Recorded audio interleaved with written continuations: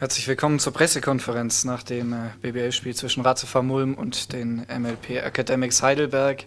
Am Ende unterliegt Ulm den Heidelbergern mit 77:79. Ich bin nun hier mit dem Heidelberger Cheftrainer Jansson. Wir wollen über das Spiel reden. Coach, what are your thoughts about the game? Well, a lot of thoughts. Somehow it also reminds me of when we were here last year with Heidelberg, and I think we were down at like 20-25 something, and then possession by possession we fight back, and that was definitely not the game plan today, but start hopefully a little bit better early, which we didn't. Ulm with the intensity they had in the first quarter set the tone, and they really slapped us in the face. We couldn't get our offense running at all, and at the same time our defense was crumbling. And then the fact is that we just got to focus.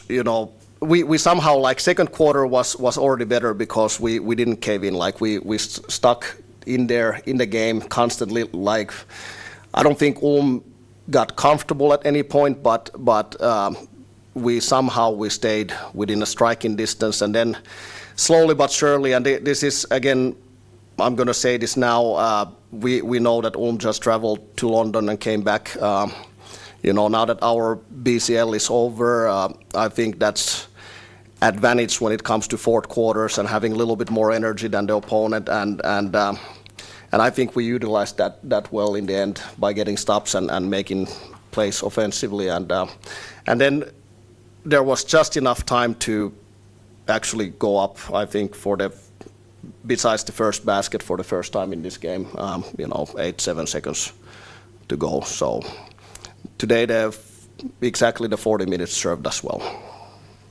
Thank you, Coach. Gibt's Fragen? Tobias. Coach, you got Michael Weathers back after his time away from the team.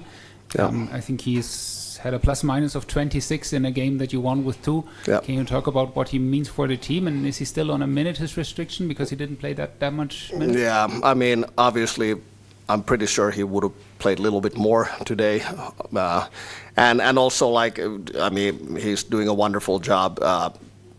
Bringing energy defensively, offense. He can make plays. It's you can see it. Like, even with the game winner. But not just that. It speaks for itself. 21 minutes plus minus, plus 26. Obviously, I would probably play him a little bit more, at least if he was like 100%. How far away is he from 100%? That's an excellent question with numbers, because you can never. I think he's getting in there, because now he's been practicing this week. We took him out of the team practice once, so it's really getting better. I don't know if you want a number. I would say maybe 80-90%. It actually, like, he can play stretches with 100%, but then to prevent anything bad, we wanna make sure that he stays healthy. You also got Ryan Meixel back after an incredible season in the last season. Now he's, I think, back for the third game, and it's the second win with him. How much of an impact does he have on that? Again, you're asking pretty obvious questions. Like, the answer is yes, he has a great impact. I think we are functioning much more poised. I think we had a really, really tough season so far, and of course that affects your mindset. Ryan is somebody that everybody in this team trusts and brings the certain calmness, and in that sense, like, he's just the one player, but one little thing might change a lot of bigger things, especially if you look at the scoreboard. Keine Fragen mehr? Dann safe travels home, Coach. Yes. And we see us in the second half of the Thank season. you. We are back with. Wir sind zurück mit Harrelson in ein paar Minuten.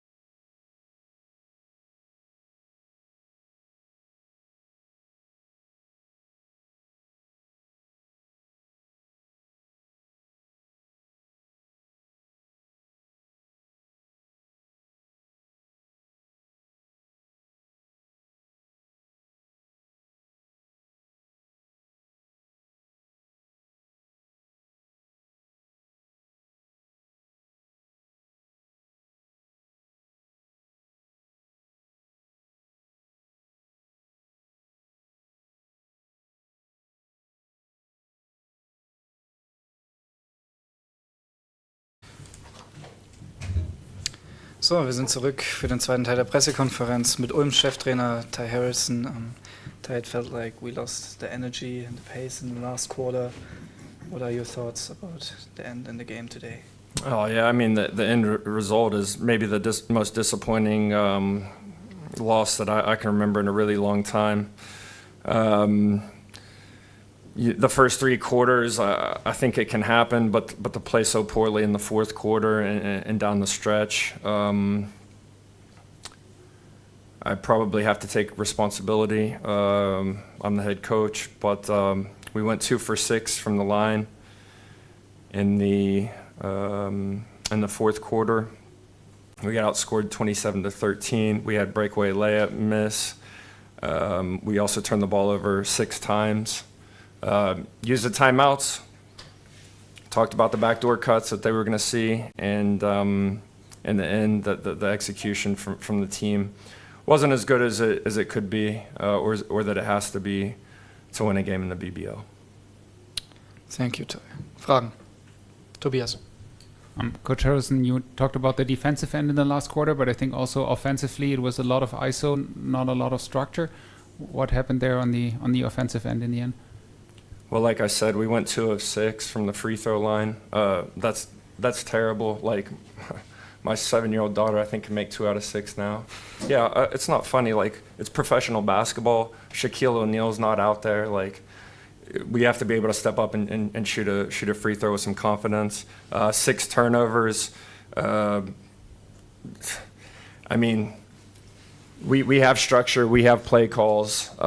We steal the ball, we give it right back to them. We steal the ball, we miss a breakaway. Well, what should I do? I don't know. We work on free throws, we work on execution on offense. We played on our heels. We played not to lose instead of playing to win, which was something that we talked about before the game. We prepped our guys well for Hamburg and for Heidelberg. You could see by the stops and everything we got in the first half, but. Yeah, our offense was terrible in the fourth quarter, but it's you miss 4 free throws. That's at least 2 possessions that you're giving away. You have 6 turnovers. That's 8 to 10. How many possessions do we have in a game? Like 75, 80. So a quarter of our possessions or more are really bad. I would also say that it wasn't just because you see the same thing in the second quarter as you see in the fourth quarter, like the one-on-one and as long as I've been alive, basketball is a team game. We have some guys who can play one-on-one and can give us some stuff, but we have to play within the structure. We have to play team basketball. It has to be the identity. We're proving that we're not good enough in the one-on-one situations to win basketball games. You also now, after a long time, have for the first time 12 players back in the rotation. That would probably have meant, or I would have expected then the energy to be higher in the last quarter. You didn't have any players who had to play crazy numbers. You maybe also expect a bit more energy, a bit more focus then from your players, or what happened there? Yeah, I don't know the time on the clock. I think it was around 6 minutes, still with a 11-point lead or something around this. We throw a press on. We force a travel. We have the ball, but we have all the momentum that we need to close out the final minutes, and we didn't get it done. There's no excuse. I think also, some credit to Heidelberg. They executed. They played in transition. They made their everything went well for them in the fourth quarter that didn't go well for them in the first quarter. But it's a 40-minute game. It's not a 35-minute game, and this is clearly. I would even go as far to say it's not a 20-minute game because we only had 20 minutes of good basketball. The second quarter offense, like I said, isn't acceptable. It's not how I want to play. It's not the style I want to play. The fourth quarter, there was some one-on-one, but the missed free throws and the turnovers. And then the defense, we gave up, 55 in the second half after only 24 in the first. I don't have an answer for the energy. We should have it. Being tired's for the weak. You get tired in the old days, you're gone. You're gone. So, I'm sorry for the rant. It's a 40-minute game. You can't get tired. And if we are tired, then our guys need to look and see what kind of stuff they're putting into their body, how they're fueling their body, when they're going to sleep, everything, how much they want to celebrate after they win a Euro Cup game to not show up and play the bottom of the ladder teams in the BBL. You had Nelson Weidemann back suiting up and on the bench. Was it a warm-up decision then to not play him, or what stopped him getting on the court today? Nelson was supposed to play with contact this week and play this weekend. He chose not to play because he feels uncomfortable with his shoulder. I don't even know what that means, but I'm very disappointed. I expect him to play with contact on Monday and play on Wednesday. Keine Fragen mehr? Dann danke und wir sehen uns gegen Trier wieder hier und nächste Woche auswärts in München. Tschüss.